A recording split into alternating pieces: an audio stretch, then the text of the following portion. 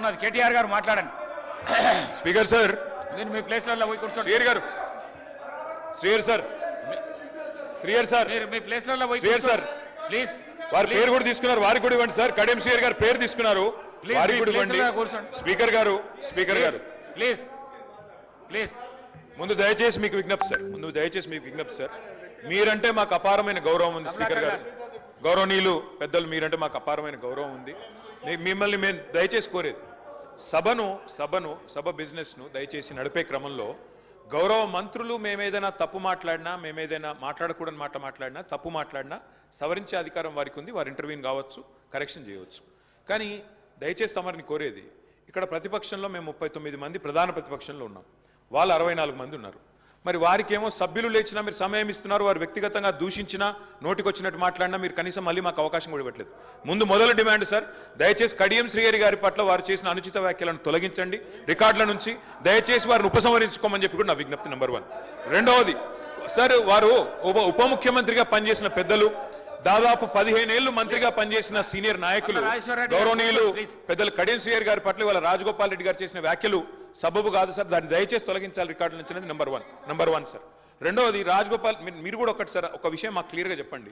మా సభ్యులు లేచి అడిగితే మరి సభ్యులకైతే ఒకటే హక్కు ఉంటుంది సార్, అందరి సభ్యులకు 119 మంది సభ్యులకు ఒకటే రకమైన హక్కు ఉంటుంది.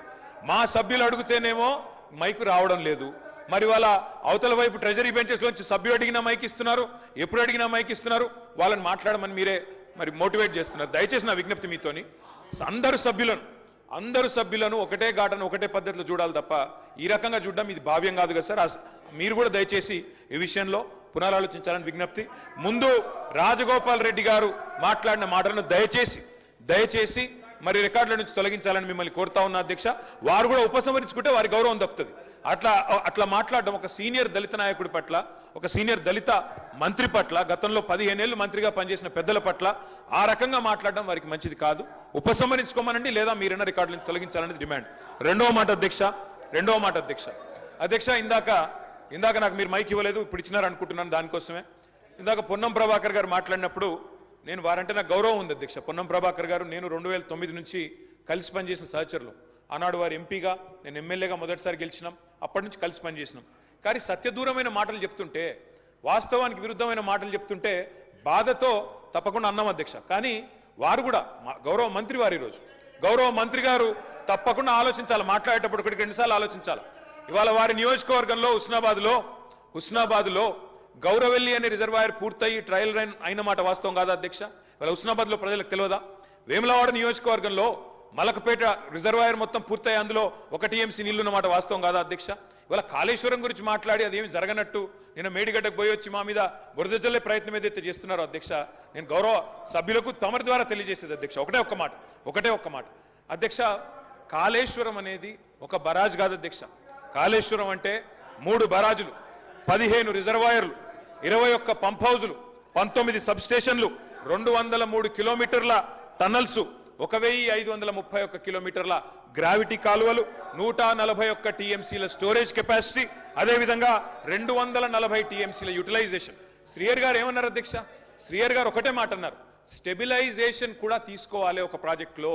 కొత్తగా 97,000 కూడా నీళ్ళు ఇయ్యలేదని మాట్లాడితే స్థిరీకరించబడ్డ ఆయకట్టు ఎంత అని అధికారిని అడుగుతుంటే ముఖ్యమంత్రి గారు మాట్లాడనీయలేదన్నారు. గొప్ప ఉదాహరణ నా నియోజకవర్గం అధ్యక్ష. మా దగ్గర అప్పర్ మానేర్ అనే ప్రాజెక్టు నిజాం టైంలో కట్టినారు అధ్యక్ష, 45లో కట్టినారు. ఆ అప్పర్ మానేర్ అనే ప్రాజెక్టు కోసం ఆనాడు రాజశేఖర రెడ్డి గారి ఆనాడు ప్రభుత్వం ఉన్నప్పుడు కూడా పాదయాత్రలు జరిగినాయి. దాన్ని ఎప్పటికప్పుడు స్థిరీకరించాలని, నింపాలనే ప్రయత్నాలు జరిగినాయి. కానీ ఎప్పుడు నింపబడ్డది అధ్యక్ష? మొత్తానికి మల్లన్న సాగర్ కట్టిన తర్వాత, మల్లన్న సాగర్ నుంచి వచ్చే కాలువ ద్వారా ఎప్పుడైతే కూడవెల్లిలోకి నీళ్ళు వచ్చినాయో, కూడవెల్లి వాగులోకి ఈరోజు ఏప్రిల్లో ఎర్రటి ఎండల్లో కూడా మా మిడ్ మానేరు, మా అప్పర్ మానేరు ఎండుతున్న మాట వాస్తవమా కాదా?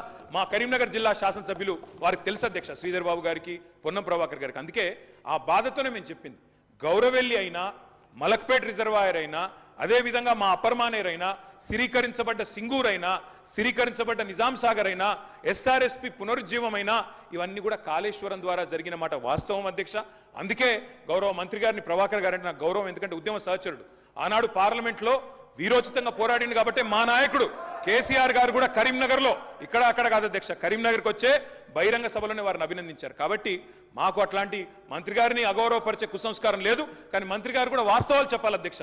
గౌరవెల్లి పూర్తయిన మాట వాస్తవం, ఎన్జీటీ స్టే ఉన్న మాట వాస్తవం, మలక్పేట పూర్తయిన మాట వాస్తవం, ట్రయల్స్ జరిగిన మాట వాస్తవం. కాళేశ్వరంలో, ఇంత పెద్ద కాళేశ్వరంలో 3 బరాజులు, అదే విధంగా 15 రిజర్వాయర్లు ఉండే కాళేశ్వరంలో ఒక్క బరాజులో 3-4 పిల్లర్లకు ఇబ్బంది జరిగితే దాన్ని రిపేర్ చేయండి. ఇప్పుడే మా గౌరవ పెద్దలు కడియం శ్రీహరి గారు డిమాండ్ చేసినారు, దాన్ని రిపేర్ చేయండి. రైతుల మీద కోపం పెంచుకోకండి. కేసీఆర్ గారి మీద కోపం ఉంటే, రాజకీయంగా ప్రయోజనం కావాలనుకుంటే ప్రయత్నం చేయండి. కానీ ఆ ప్రాంత రైతాంగం పట్ల కక్ష కట్టవద్దు. నింపండి, మేడిగడ్డ నింపండి, కాళేశ్వరంలో పంపింగ్ స్టార్ట్ చేయండి. వాళ్ళ 5,000 క్యూసెక్ల నీళ్లు కిందికి పోతున్నాయి. ఇది రాజగోపాల్ రెడ్డి గారు. అధ్యక్ష, ఇప్పుడు నేను ఏమంటున్నా, అంత గొప్ప మనసున్న మనిషి కదా కేటీఆర్ గారు, అంత గొప్ప మనసున్న మనిషి. రాజగోపాల్ రెడ్డి గారు ఒక్క నిమిషం. గౌరవ ముఖ్యమంత్రి గారు. స్పీకర్ సార్, గత 3 రోజుల నుంచి లీడర్ ఆఫ్ జౌస్ కూర్చోండి ప్లీజ్. శాసనసభలో తమరి అనుమతితో కృష్ణానది జలాల మీద కావచ్చు, గోదావరి నది మీద నిర్మించిన కాళేశ్వరం ప్రాజెక్టుకు సంబంధించి మేడిగడ్డ కావచ్చు, అన్నారం కావచ్చు, సుందిళ్ళ కావచ్చు, లేకపోతే పంప్ హౌజుల విషయంలో కావచ్చు, చాలా విషయాలలో మనం చర్చించుకుందాం. చూసి వచ్చి ఈ సభలో వాస్తవాల ప్రాతిపదికన చర్చ జరపాలి అని తమరి అనుమతితోటి మనం నిర్ణయం తీసుకున్నాం.